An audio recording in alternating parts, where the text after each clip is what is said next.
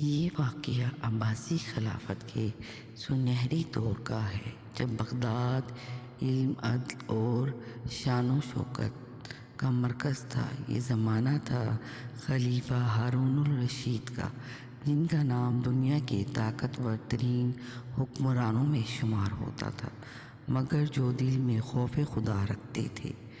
یہ ایک سرد رات تھی، بغداد کی گلیاں خاموش تھیں، مگر محل کے میناروں پر چراغ روشن تھے۔ خلیفہ ہارون الرشید کو نیند نہ آ رہی تھی۔ وہ اکثر راتوں کو بھیس بدل کر شہر میں نکل جاتے تاکہ رعایا کے حالات خود دیکھ سکیں۔ اس رات بھی انہوں نے ایک سادہ لباس پہنا، سر پر عام سا کپڑا رکھا اور اپنے قابل اعتماد خادم کے ساتھ شہر کی طرف روانہ ہو گئے۔ نہ کوئی پہچان، نہ کوئی اعلان، صرف ایک آدمی کی طرح۔ بغداد کے ایک پرانے محلے میں چلتے ہوئے ایک چھوٹا سا گھر نظر آیا، جس کے اندر مدھم سا چراغ جل رہا تھا۔ اندر سے ایک بوڑھی عورت کی آواز آ رہی تھی۔ وہ آٹا گوندتے ہوئے بچوں سے باتیں کر رہی تھی۔ ہارون الرشید رک گئے۔ بوڑھی عورت کہہ رہی تھی، میرے بچوں، صبر کرو، روٹی ابھی پکے گی۔ بچے بھوک سے بلک رہے تھے۔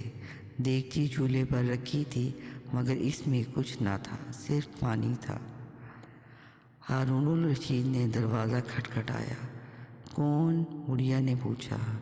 ایک مسافر جو رات گزارنے آیا ہے، خلیفہ نے آہستہ سے کہا۔ بڑھیا نے دروازہ کھول دیا۔ گھر میں غربت صاف نظر آ رہی تھی۔ ہارون الرشید نے پوچھا، اماں، بچے کیوں رو رہے ہیں؟ بڑھیا کی آنکھوں میں آنسو آ گئے۔ بھوک سے کئی دن ہو گئے ہیں، کچھ میسر نہیں۔ یہ دیگچی صرف انہیں بہلانے کے لیے رکھی ہے۔ پھر اس نے آہ بھری اور کہا، اللہ ہارون الرشید سے پوچھے گا کہ اس کی رعایا بھوکی کیوں ہے۔ یہ سن کر ہارون الرشید کے قدم لڑکھڑا گئے۔ وہ خاموش رہے، نہ بتایا کہ وہ کون ہے، نہ صفائی دی۔ وہ فوراً محل کی طرف لوٹے۔ اپنی پیٹھ پر بوجھ محل پہنچ کر انہوں نے بیت المال سے آٹا، گھی، کھجوریں اور کچھ سکے اٹھائے۔ خادم نے کہا، امیر المومنین، میں اٹھا لیتا ہوں۔ ہارون الرشید نے جواب دیا، قیامت کے دن میرا بوجھ تم نہیں اٹھاؤ گے۔ انہوں نے خود بوری اٹھائی اور اسی بڑھیا کے گھر واپس پہنچے۔ ہارون الرشید نے خود چولہا جلایا، آٹا گوندا، روٹی پکائی۔ دھواں ان کی آنکھوں میں بھر گیا، آنسو بہنے لگے۔ جب بچے کھانے لگے اور ہنسنے لگے تو ہارون الرشید ایک کونے بیٹھ کر دیر تک دیکھتے رہے۔ انہوں نے کہا، اے اللہ، گواہ رہنا، میں نے کوشش کی۔ جانے سے پہلے انہوں نے بڑھیا کو کچھ سکے دیے۔ بڑھیا نے دعا دی، اے اللہ، تمہیں انصاف کرنے والا حکمران بنائے۔ ہارون الرشید کی آنکھوں سے آنسو بہہ نکلے، مگر انہوں نے انہیں اپنی پہچان ظاہر نہ کی۔ اگلے دن دربار میں حکم دیا گیا کہ اس محلے کے تمام غریبوں کی مستقل کفالت بیت المال سے کی جائے۔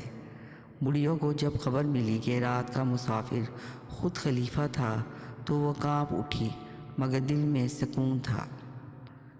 جی ہاں ناظرین، ہمیں یہ واقعہ سکھاتا ہے، اصل حکمرانی تخت سے نہیں، دل سے ہوتی ہے۔ طاقت کے ساتھ جواب دہی بھی آتی ہے۔